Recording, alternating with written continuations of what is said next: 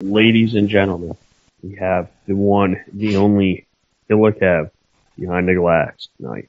And we also have Angry Tensai taking the evening off. And I bring you none other than my friend Doug, along with yours truly, Big Vic. What's up, Doug? Hey, Vic. Hillicav, you there, brother? Of course I'm here. All right. Wouldn't be the same without you there. Wouldn't be the same without you. Definitely want to get your opinions. Big night tonight on Raw. Big title change, and let's get started with that because that's probably the only thing we're talking about from Raw. This evening's lovely show opened up with all four. You there? Yep. Yep. I was going to say the show opened up with all four competitors in the ring prior to the start of Raw to have a roundtable discussion on why they're going to win, why they deserve to win, and everybody's favorite color. And what were your thoughts on this, Doug? Well, at the time, I was sort of like, could we pick a lamer way to start the show? Like, for what, I mean, they've already sold everybody on the fact that there was a new champion crowned tonight. Like, either get to it or just push the match all night long. When it opened up with the round table, I was like, what the hell are they doing? It was, it didn't drag on too long though, and Roman Reigns didn't say anything, and, it could have, there was a Seth Rollins dick joke, so all in all, it could have been worse, but I thought it was a weird start. Yeah, I definitely wasn't expecting that at start, but like you said, the biggest thing for me, it didn't drag on. It was a pretty quick segment. There were some good jokes. I got nervous with, making Rollins, making Reigns, I guess look as strong as he did by not letting him talk. I think the crowd was killing him. I mean, this was a very, very marked out crowd, and they were killing Roman Reigns leading to the show. There weren't too many 10-year-old boys and 8-year-old girls loving him this evening. So if he had started talking, whoever got killed. So I think they did the best thing they could for him and just let him sort of continue his badass take no prisoner mantra over the last 2 weeks with Rusev, or the last, I guess, 3 or 4 weeks with Rusev, and just ended up sucker punching KO in the ring.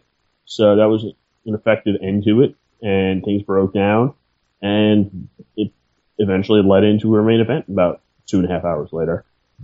Yeah, if this was a year ago, he would have been talking, and he would have recited a bunch of lines that they gave him, and it would have died completely on the vine, and it, probably would have gone on to ruin, obviously he probably would have won the match this time last year. Like, I don't want to give him too much, I never want to give Vince and company too much credit, but I have to say it looks like at least they learned for a little while, because you think about what this would have been like last year, or hell, you think what this would have been like, the beginning of this year, and I shudder to think like how bad it would have been.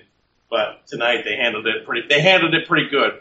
Yeah, no, you're definitely right. I mean, I've been a big advocate of what WWE has done with Reigns since they started. I thought the feud with Rusev was the best thing they could do for him, because it makes him look strong against another wrestler. They sort of spread it out now. I mean, it's probably been going on for maybe a month now, between like a couple weeks of confrontations, the pay-per-view, and now up to this point. So it sort of makes him look pretty strong. He doesn't have to talk much. And to be honest with you, his feud with Rusev, I mean, he was the clear-cut favorite out of it, and he was a face who was getting cheered, which has not happened for him too much. He's been universally hated. He was, and yet at the very end, you could see it going off the rails before. As much as I love Finn, his injury may have changed so much stuff for the better. Because I thought at SummerSlam, he looked like a bully. Like, he came in and he's just he beats Rusev for his wife, wins Rusev's wife, Lana's honor. And then he comes and he just like starts he's thumping on him at SummerSlam like Rusev did something against him when Reigns has just been dominant from the start. I thought it was really awkward and I wondered where the hell it was going. So I don't know. It might have, I'm pretty cynical on WWE in general all the time as it is, but I kind of look at it like maybe we were saved from yet another screw up because I don't know. It seemed like as good as the program was, it was kind of starting to go off the rails and then everything had to be rewritten. So, yeah, to be honest with you, I'm hoping that they don't end a Rusev Reigns feud. I really like where it's yeah, like it was starting, and I'm not sure. I watched most of Raw. Did Rusev do anything tonight? Was he on the show at all? I don't think so. I watched. Yeah, I missed some segments here or there, but I don't think I saw him at all. Yeah, he might still be down in Mexico. I heard that there's some crazy shit down there. My favorite rumor of the past weekend was apparently Bo Dallas, everybody's favorite jobber or main roster jobber. Apparently, he got really drunk at the airport before heading to Mexico and had to get carried off the plane. Yeah, I'm still waiting to see if that some confirmation from somebody like Meltzer or PWI about that, but I haven't seen anybody debunking it either, so maybe it did. Yeah, I saw a picture of it, and again, I don't know how real this was. I think it was on Torch. I saw it, and I forget where it was. I saw it, but it looked like it was him being picked up and carried off the plane. No, that was a stock image from NXT. That was after he lost the NXT championship and he was wrestling under a mask as Mr. NXT, and they unmasked him and removed him from the arena. If you look at that photo again, all the police are all wearing Full Sail uniforms. They have Full Sail badges on their uniforms. Oh. That was just a stock image. He wears the singlet tights now. He doesn't wear those short tights anymore. I'm not talking about that. I'm talking about he was literally let off the plane. This was like at the airport. He had like a pair of jeans on or something. And he was drunk and literally had to get like carried off the plane. Speaking of, yeah, this happened. I think it was like I think I saw it Saturday maybe. So I guess it happened on Friday. But yeah, if I come across it, Kev, can you send that link on Facebook? Which link? Doug, I sent you a picture the other day of it.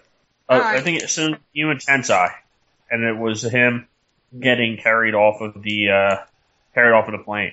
And it was just a picture of it, but it was pretty intense looking.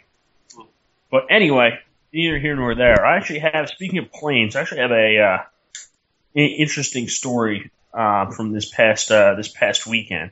So I was traveling on Saturday evening. I had a flight. I was supposed to take off at like 10:30 maybe on Saturday and get to my destination around midnight.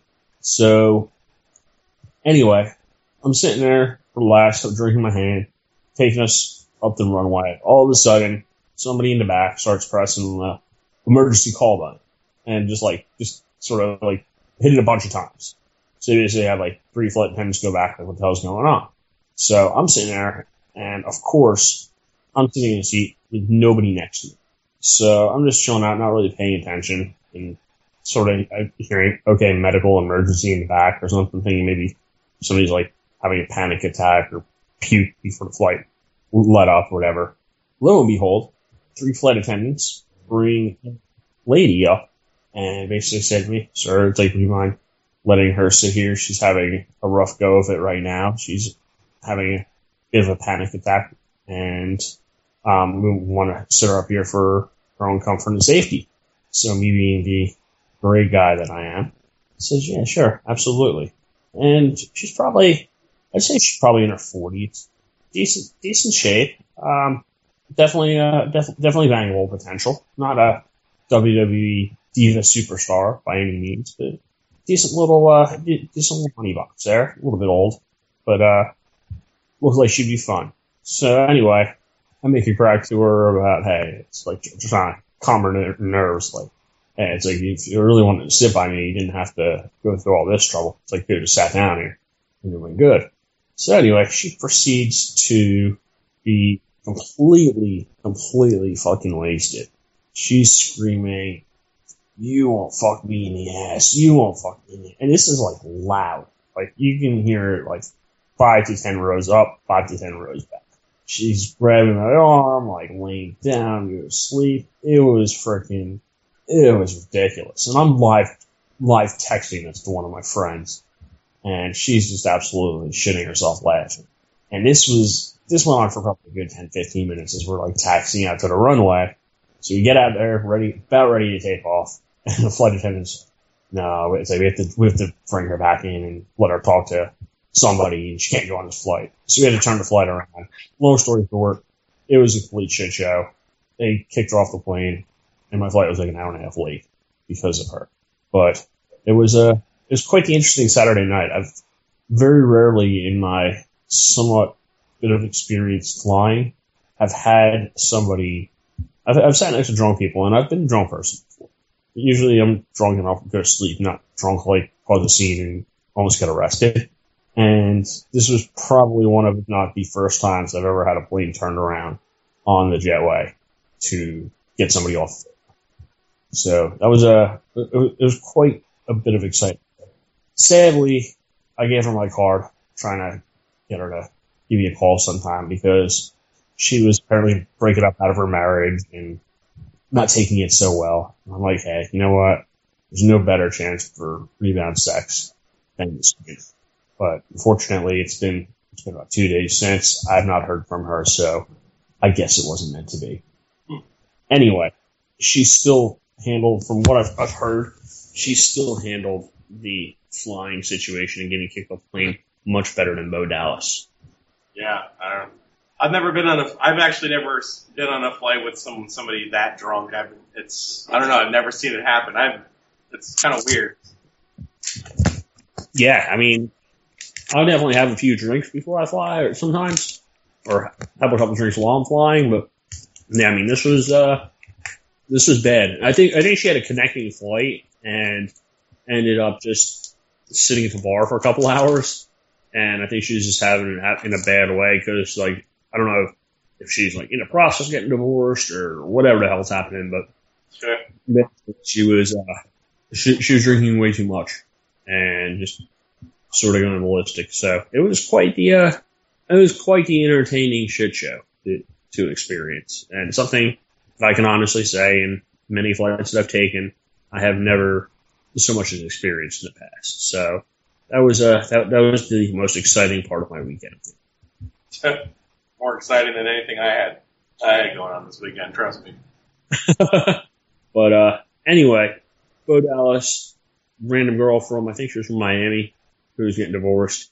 Two bad people sit next to plane side. Also Ric Flair. You know what? I would have been cool with Ric Flair. I would have been like popping selfies after I would have bought him a drink. I would have been like hitting on the flight attendants with him. Oh, I love him. He'd be drunk with them both. I would have tried to Fargo strut down the island. I would have had a Fargo strut off with him. Maybe allow him to give me some knife edge chops, just to get the full Ric Flair ride on Space Mountain experience. But have you been drinking tonight? No, I have not. I actually had a nice little nap sponsored by Cesaro and Sheamus at around probably close to 10 o'clock. That match started coming on. I'm like, you know what? I'll lie down and close my eyes for a few minutes, and lo and behold, I didn't miss much. Well, you'll get to see, 5 more of them. But no, it was a good. Actually, you did. It was a good match. Wasn't exactly the same as the SummerSlam pre-show, but it was a good match. It had a really good finish. I liked the finish a lot.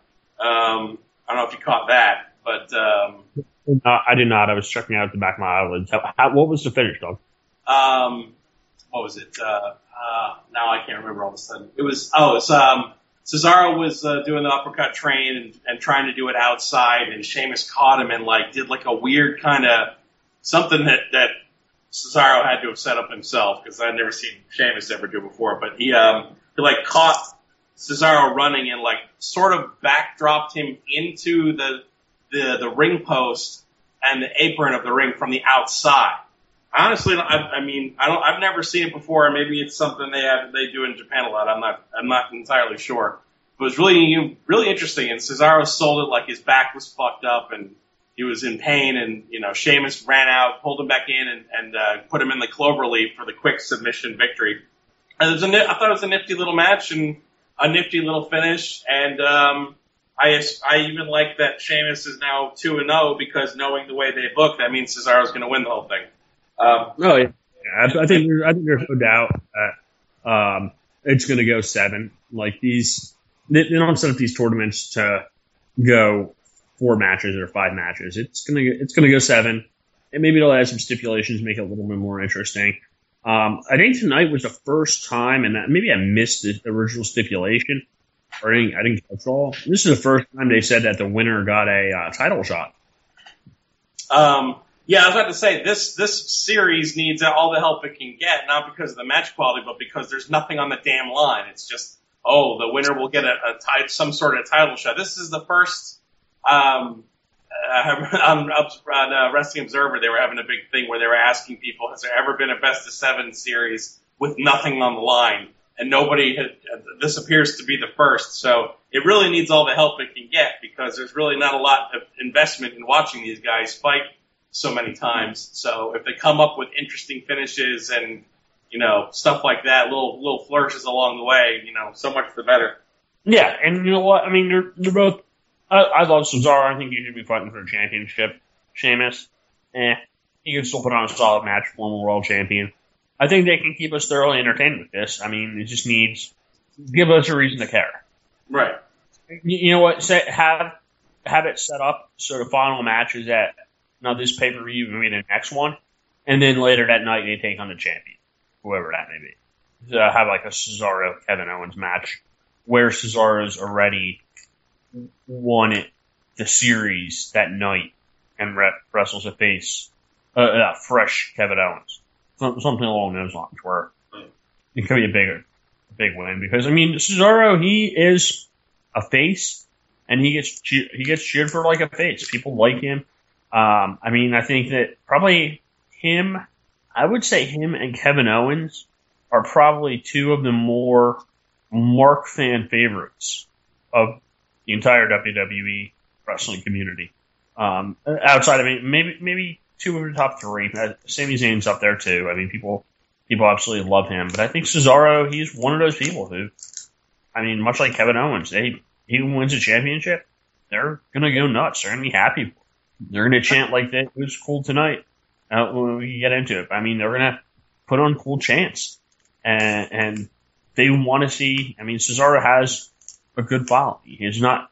Unfortunately, this feud hasn't done much to help that, but it's. I could see him being the champ someday. Now that his injuries have recovered a little bit, and he is continuing to wrestle solidly. When Vince fixates on something, it's hard to get him to unfixate. I love that Owens is the champ now, but if he wasn't one of Triple H's pet projects, and he is, he always has been, I don't think he would be. I think that definitely helps. Cesaro is not one of Triple H's pet projects, so I don't know. It's ridiculous that he's not in main event programs. He's got the height, he's got the body, he's got the skill, he's got the promo abilities, but there's just something that Vince keeps fixating on that he doesn't like, and sometimes nothing is enough to get over that. It's the same fixation that Vince has in trying to push people down our throats that like Reigns, that even now everybody knows this is just a break. It's just a momentary lapse until he decides to push him again and give maybe this time will work. So hopefully it's enough to overcome. But I don't know what else Cesaro can do. I don't want. Hopefully he doesn't end up like another like a Cody Rhodes or a Dolph Ziggler or Damian Sandow. Dolph Ziggler, not to segue off of Raw or anything like that, but after SummerSlam, how can you possibly be invested in Dolph Ziggler ever again? In a secondary title, sure, But for world champion, like, there's no way to rehab Dolph Ziggler back to world title status will take like a lot of effort. Now, it's not impossible, but a lot of effort. And it's kind of the same way with like, I don't want the same thing to happen with Cesaro, where it's, right now it's comparatively a lot less effort to bring him up to that level. Matter of fact, I mean, he could, I don't know how long they want to keep Owens champ, but they could definitely headline a couple pay-per-views with them, with Owens and Cesaro. I mean, we already know they can have a fantastic match together. Oh yeah, I mean, those are two things. I mean, that's one of the reasons a lot of fans like them, because they create their shit. They would put on an awesome main event, and it wouldn't be one. I mean, it'd be one where you expect it to be a little bit shorter, maybe like 15, 20 minutes. But I mean, I think they can go longer. Kevin Owens is great, but as far as the creative shit that they would have in the match, they would probably have at least 10 to 15 jaw dropping. Oh my God, it's like I've never seen anything like that even perform. Like, they would put the work in before the match to literally set up moves that you've never seen before. Sort of like when Owens and Cena, or not Owens, well, yeah, Owens and Cena, and then Cesaro and Cena wrestled for the U.S. Championship back, maybe 3-4 months ago. Oh yeah. But I mean, like that was one of the good things about Cena as U.S. champ, because he'd wrestle Kalisto, and Kalisto would put on the match of his life and lose. And I mean, it was the same thing. It was like, I think Ziggler had a great match with him. Cesaro had a great match. Every match that was wrestled against him, he'd come out winning, but there would be the person who actually lost it, they would get more credibility. And that was what I said back then. That was probably the most impressed I've ever been with Cena as a whole. I mean, hey, you know what? Championship runs and selling T-shirts and Make-A-Wish Foundation stuff is great. But I mean, as far as wrestling and advancing, over other guys like AJ Styles, but basically putting in the work. I mean, he's been around 15 years. He doesn't need to do that effort to defend a secondary title like the U.S. Championship. But I mean, it was constantly, probably for like a month straight, it was the best match on Raw. Well, more than a month. Yeah, I mean, it was one of the highlights of 2015 in general. Like, absolutely, again, massive props, although, and I totally get what you mean, like, it's actually more respect for Cena with that because, now he puts over AJ completely cleanly, although he kind of, I mean, I'm sure he wanted to, but he kind of mostly put over AJ cleanly because he's going off to film that next season of American Grit. If he wasn't, I don't know if he necessarily would have put him over like that. But whatever, it's done. What's done is done. So we put him over in what was the match of the show. But last year, really, like you said, putting the work in, like having the best match every night, and against so many different guys as part of that program. Yeah, that was definitely great. He rehabbed. I'm trying to think if he made anybody in a night. He would have made Sammy if Sammy's his shoulder hadn't given out. But as it stood, I think everybody else, like, he rehabbed Cesaro with that one. I remember with that match. I think that match was the debut of the deadlift suplex too, which was an insane spot. Yeah, and Cesaro's had great matches with Kevin Owens in the past too. He's wrestled him. I think it was like 6, maybe before his shoulder injury, and he had a really good match with Kevin Owens. I think it was on Raw too. And I remember just watching it. It's like, holy crap, this is it's one of the better matches I saw. And it wasn't necessarily a match of the year candidate, but I mean, they put so many. They're so strong and they're so knowledgeable, and they just know how to put moves together that aren't going to kill him. So I mean, that was great. So hopefully, hopefully they do turn it into a story as this progresses. I mean, I get it's going to take a little bit longer. You know what? I mean, make it for a championship match at like a pay-per-view or at Raw or something, where you can literally have somebody go in and get the upset. And I think Cesaro, I mean, you've already seen Sheamus as a champ. He doesn't really resonate as a champ. So I think Cesaro, I mean, he'd be somebody fresh to have in a main event. I think he's been around forever. I think his only WWE like one-on-one shot for a championship was his Money in the Bank match where he lost to Cena, which was a great match. Yeah. But yeah, I mean, I think that I think they can lead somewhere with that, and I almost feel like they have to with how thin the roster is. Like the rest of this show tonight, it was not good until we got to the main event. It was not a good show. You had Strowman and some jobber. We had Nia Jackson, some jobber. We had Bayley hugging people and New Day dancing. Which I enjoyed. But I get what you mean. Like the whole thing it felt really kind of like slapped together. And I've seen worse, definitely seen worse, but like it just didn't have much of a flow to it beyond. I thought Bayley and the New Day, that whole thing was great. I have no idea where Anderson and Gallows are going. I really, I don't even know why they were brought in, honestly, other than, maybe AJ was like, hey, can you bring them over because you guys need tag teams? And he just sort of like talked him into it. But as it stands, it's like, they're kind of going nowhere. And, Dana Brooke is just not good. I'm sorry. She is not good at anything that she does. So the only reason she's there is because, they like her look and Vince likes that she has muscles, and same reason that Vince liked Beth Phoenix back in the day. And, yeah. Now, it was funny. It was funny and it was entertainment, and at least New Day and Bayley were legitimately charming and cute without feeling forced or being obnoxious like New Day has felt recently. Like, it was cute, and it wasn't too cute for its own good. So I was alright with it. I'll tell you a couple things I don't like. Number one, you touched on this.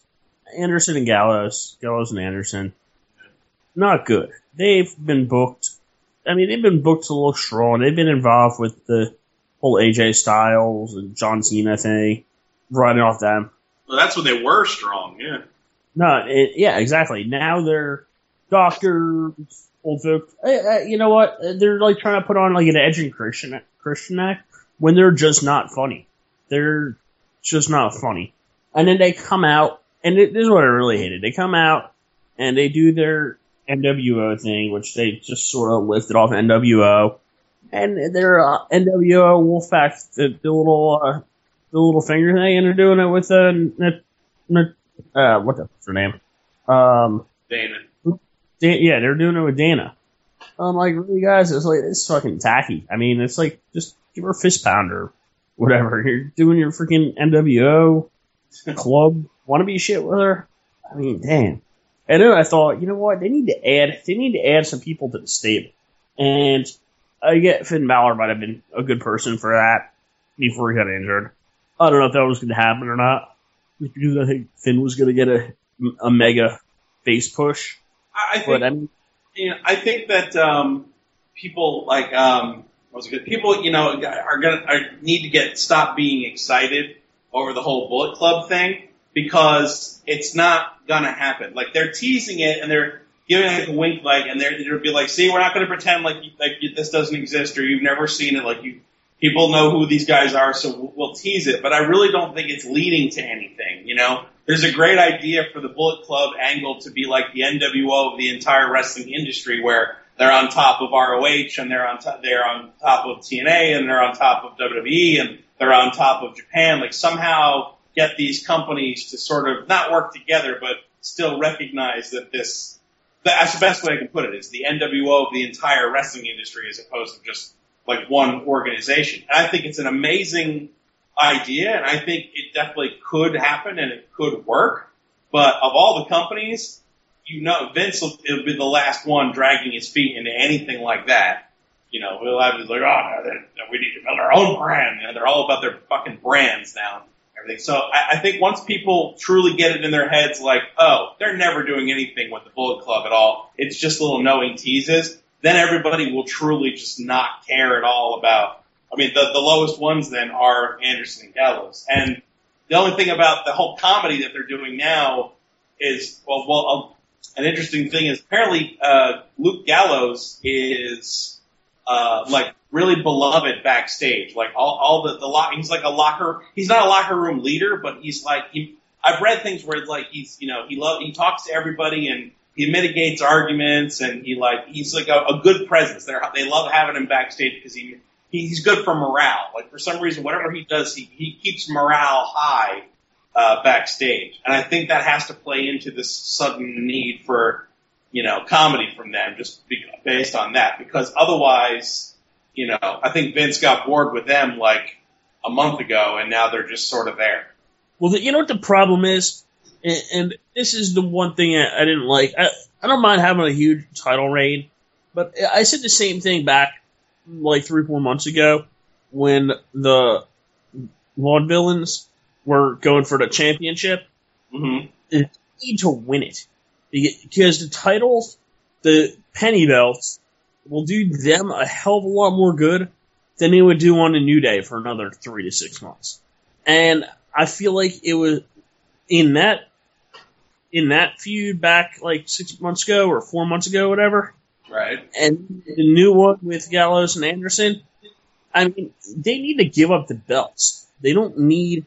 I get, hey, you want to get to a certain level with them, but they don't need the championship belts to get over.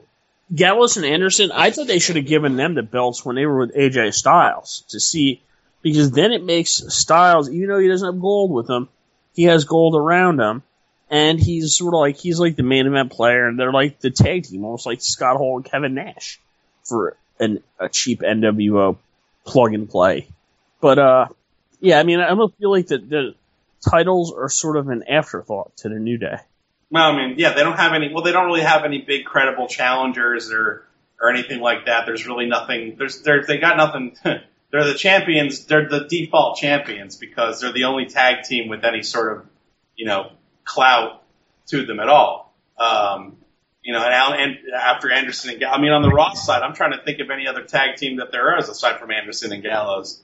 You know what I mean? Like, there's more teams on SmackDown, even though even there's only like 5 teams. So, I mean, I don't know, but for me, it's just like, once the excitement over anything once we're going like a year or 2 years and we're like, are they ever going to do anything with this Bullet Club? Are they going to do Balor Club? Are they going to do anything? And they're not, then that's when everybody's be crestfallen again and no one will give a fuck. And, who knows? They might even leave the company by now. But watching this stuff for how many years and seeing this company, Vince, if they do something, they do it immediately, right away. They do it immediately and they do it too much.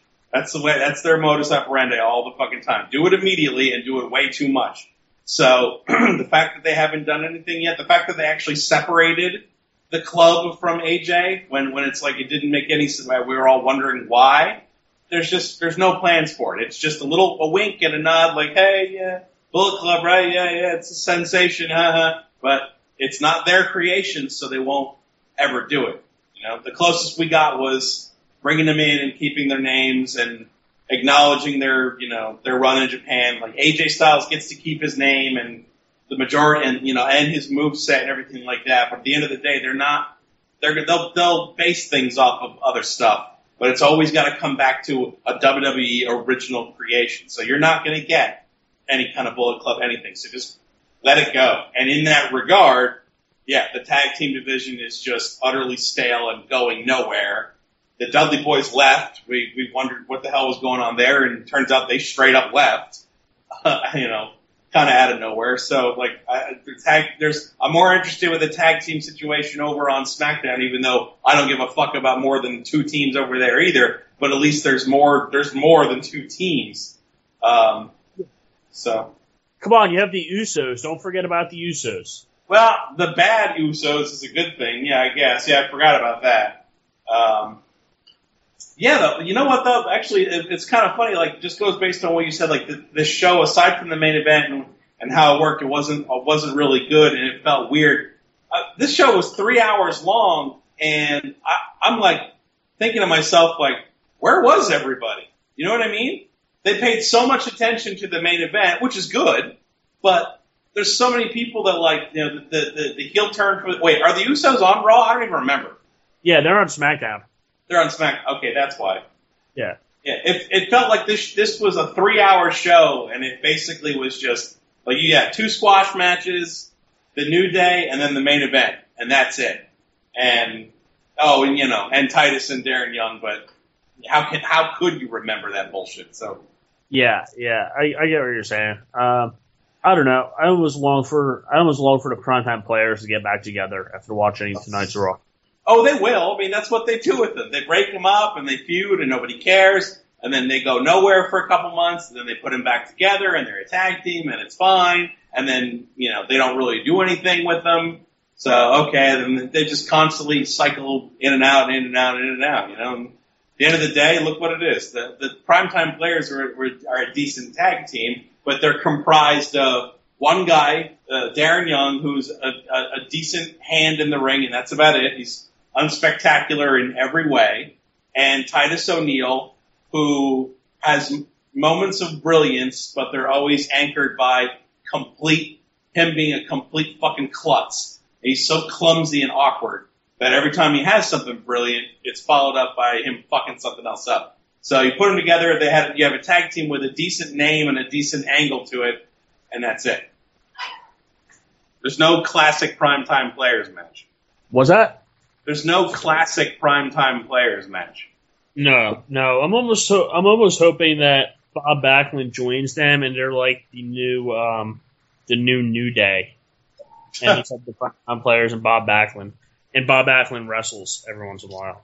I mean, he still can. He's in better shape than I dare say anybody his age.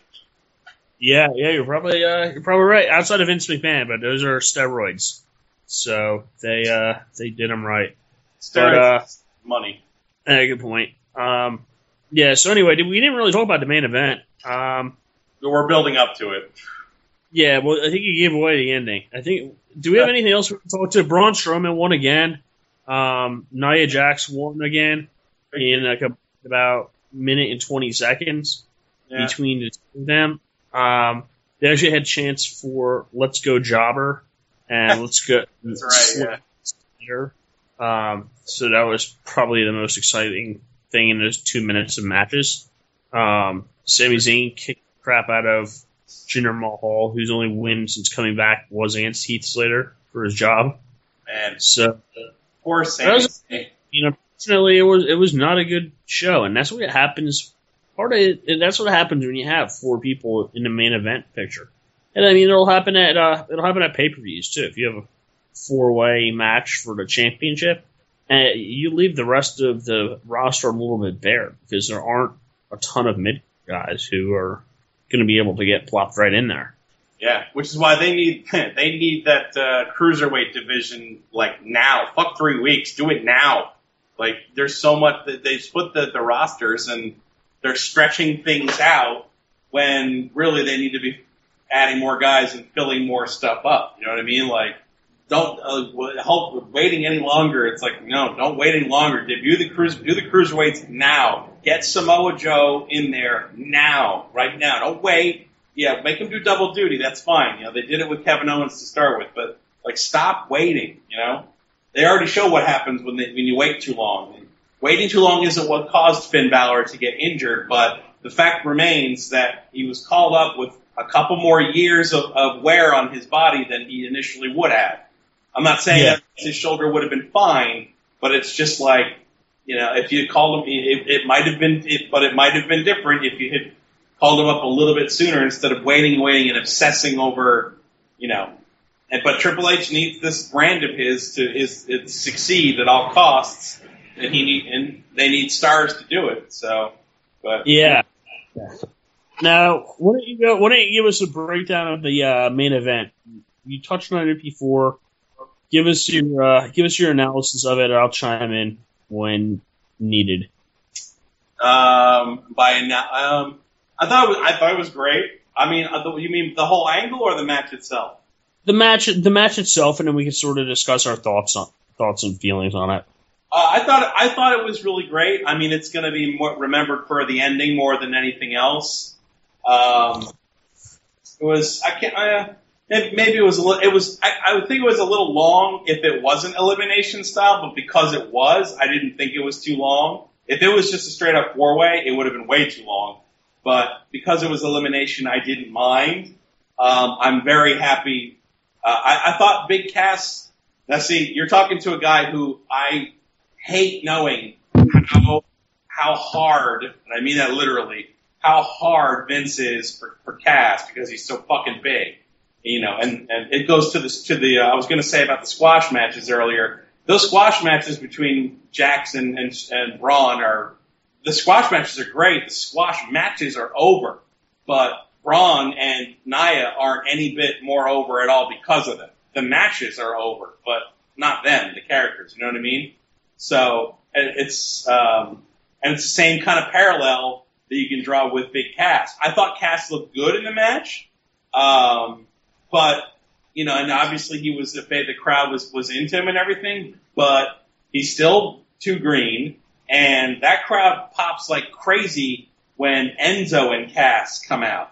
When it's just Cass by himself, the pop was more, you know, I noticed it was anemic. When he came out last, and they totally trolled everybody by bringing him out last, so I thought that was kind of cool. But like when the music hit and the fans just expected just Cass, there was a decent reaction. When Enzo came out, everybody exploded. So, you know, the two of them, Enzo and Cass, are over. But Cass by himself could be another Roman Reigns. It could easily be another Roman Reigns about being too much too soon, and you know, and really in a transparent way. I thought he looked good. Yeah. And I think if they gave him the title tonight without Cass being involved at all, without Enzo being involved at all, I think it would have got the backlash that Roman Reigns when he did. Because the thing is, they like him because he's with Enzo and he has a cool little catchphrase, which is all it really takes. The problem is that WWE fans, they don't want somebody who's massive, who's jacked up, who basically looks like a wrestler that Vince McMahon would love. Somebody who's 6'5" and jacked, or 7 feet tall and jacked out of their mind. And ultimately, WWE Universe, they don't want that person being champion. They want somebody who looks like Dolph Ziggler, or not even Dolph Ziggler. They want somebody who looks like Sami Zayn, or Daniel Bryan, or Kevin Owens. Well, I don't think they necessarily care that much about look, but it's about being organic. You know, I mean, organic. I think it's more like an obtainable. Like you want somebody who's a champion, who's sort of like you, and you see like Roman Reigns, he's freaking jacked out of his mind. He's all tatted up.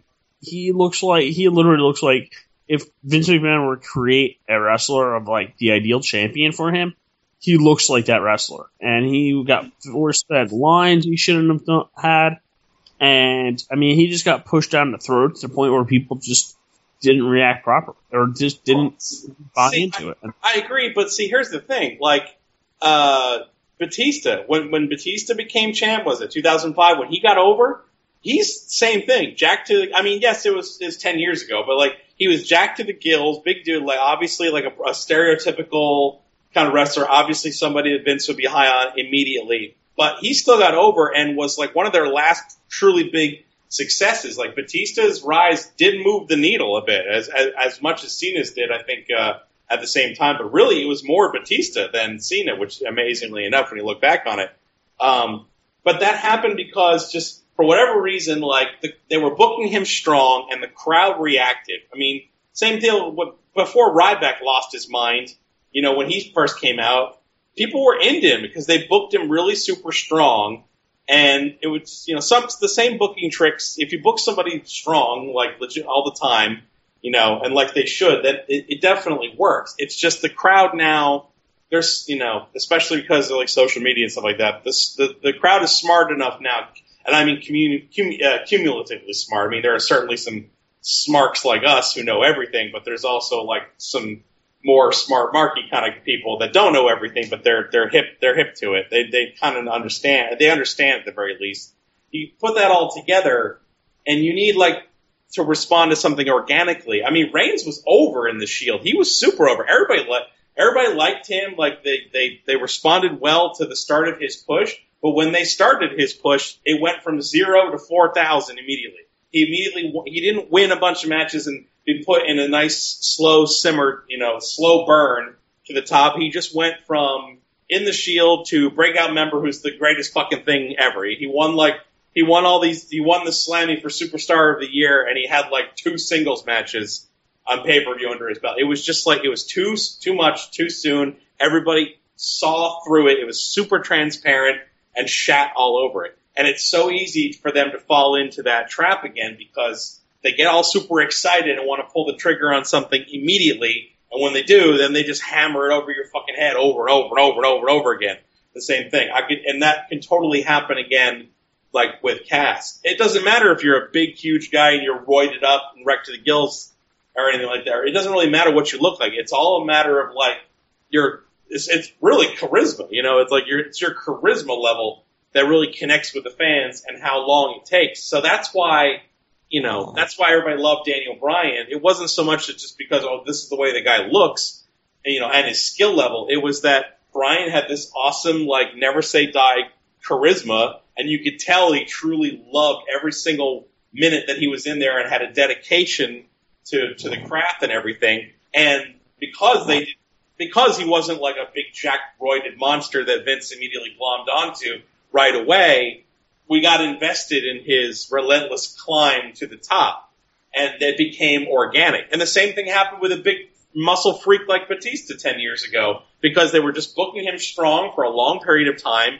and it was working, and they didn't, when they realized it was working, they didn't hop on top of them and just shove them up your ass every 5 seconds like they did with Reigns. So I don't think it's not, it really comes down to a combination of different factors. And you can totally see how that combination can go wrong for anybody who's super big and super tall. Yeah, I don't know. What were your thoughts? You there? Yeah. Okay, sorry, you cut out. The phone cut out a little bit there for a second. What are your thoughts on the ending with Triple H swerving Rollins, who ultimately, I think everybody, once they saw Reigns get the pin, I think that everybody was thinking, oh man, Rollins is going to get the championship. What are your thoughts on that? I don't think I'm in the minority, but I think the people are divided, and I'm definitely on the pro side. I thought it was great. Yeah. I think in one match you had, a legit surprise return. Nobody thought a single second about Triple H all night long. Nobody had any idea. Like, he's been gone since WrestleMania. He's been gone for 4 or 5 months. Yeah, half a year. It's been half a year basically. Like, no one thought about him returning. So you had his return. You had basically a Seth Rollins turn. I agree. I don't think this immediately means that Rollins will be a babyface next week. I think he'll be a tweener for a little while. But, he turned on Rollins like everybody had been waiting to happen. And on top of those two things, you had Kevin Owens, the internet darling and, the crowd favorite, basically, like, officially winning. You didn't have Big Cass get too much too soon, and they didn't just go back to the well and try again with Reigns, version 400, whatever the hell, and get another failure. You had all of that wrapped up into one legitimately good match. I thought that right there tonight was as close as you can get to when the Attitude Era was good. That was Attitude Era booking at its finest. That was when, I forget, everybody, Russo and Vince and Cornette, like, were all working together and firing on all cylinders. You would get a piece of business all wrapped up in one match like that. And it did not really save the show. I think I was in the minority going into the show. Everybody seemed to think that Rollins was going to come away with the championship. I did. And what's that? I did. I had Rollins pegged. I was just watching through my fingers, going like, please don't do Cass, and don't do. As soon as Cass was out, I was like, oh God, please don't do Reigns. Please don't do Reigns. And when it came down to Owens versus Rollins, I thought for sure it was going to be Rollins. But by then I was super invested because either way I approved of Owens or Rollins winning the belt. I just had no idea it was going to happen that way, which made it extra exciting. Yeah. I was in the minority, I think, and not the minority, but I was in like this. I was not in the Rollins camp. I actually had a fairly strong feeling that Owens was going to get the championship. I think that with Raw, with the brand split, losing a lot of talent, I feel like they've had a runs, and Rollins, don't get me wrong, Rollins was a great champ when he held the belt.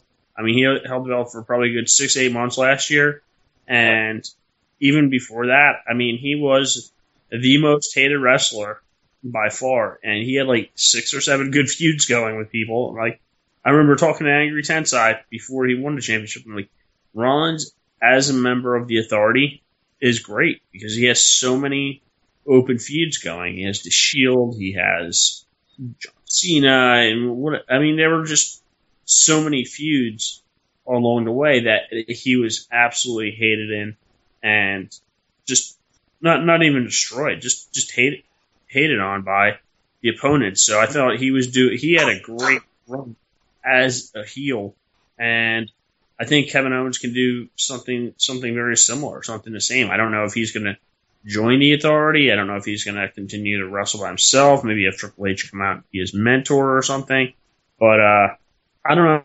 Kevin Owens got the torch tonight, and I mean, you could tell at the end of the match, which was one of the core things, he was in utter shock. He didn't see that coming. He was doing a double take, a triple take, and he jumped on, hooked the leg, and was praying he could hold on for 3 when he finally got the championship. And then he had his moment in the ring where he's super excited, which I actually thought was really cool. It's a personal side. I mean, he's a heel, but you know what? I mean, you work for something your whole life and you can finally win a championship, then by all means, yes, celebrate it and soak it all in. And I think that's what he was doing. You know, I read that too. So many people kept saying, like, you can see it was on Owens' face, like they must have just told him that ending, but right as it happened, he didn't know. Like, I really don't think so. I don't think they would have a main event like this and then not tell the winner that he was going to win before he went out to start the match. I think Owens is just that good at, conveying what he's supposed to convey. That's why they're super high on him and everything. But some people complain, they're like, Owens really should have won it clean, or he should have, even though he's a heel, like, he shouldn't have won it, like, have it handed to him sort of like that. He should have, like, fought for it. But it's like, I don't care about that. He's a heel. Yes, he's like, tough as nails and everything like that, and he can fight, and everybody knows that, and they've already said that. But it's not like they haven't shown his character willing to win at any cost and take advantage of an opportunity before. And he's a heel. So that's fine. Like, I didn't mind that he didn't, save the gutsy Rocky performance. I mean, Rocky the movie, not the wrestler. Save the gutsy Rocky performance for a babyface. For a heel, it's fine. I thought it was fine. I thought the match was great. I thought the ending was great. I thought the whole thing was great, and I didn't think the show was terrible, but it definitely did save it. Yeah. Nah, I don't know. I think that's just about it. Killer Kev, you got anything? Got any promos that you need to do for your fellow guys behind the glass? No, I think we're going to wrap it up for the night.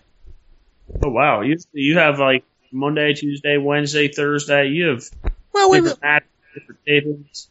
Well, we got all that. If you've listened to the show any amount of time, you know what the deal is.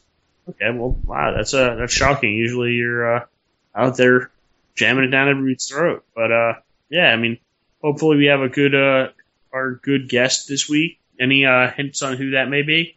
I guess not. No hints, Kev? You're not doing a good job of selling the show. I think Kevin, it's like Vince McMahon now. I think he finally got the hint. He's just given up.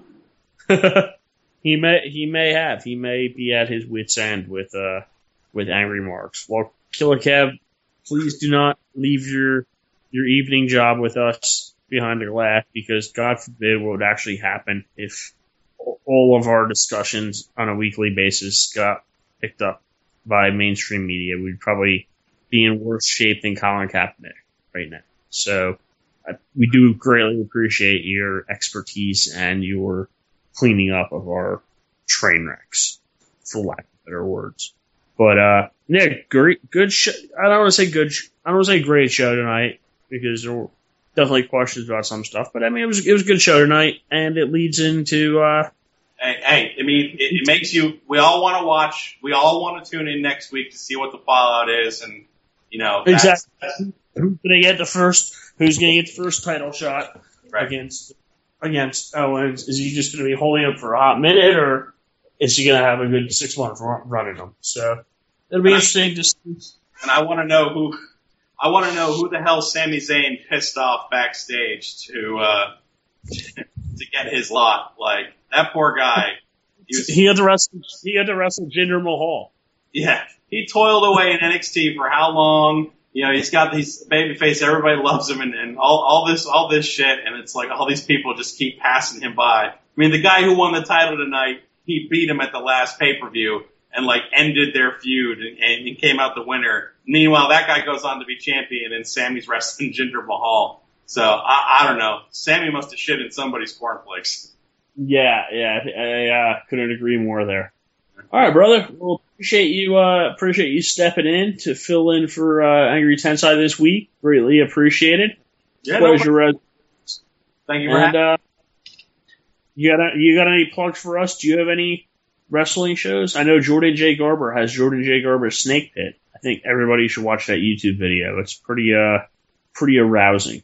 No, I do not. I can just say that, if you want to get into arguments with me or discussions with me, two places I post to regularly are, a group on Facebook called WTF, Wrestling's True Fans.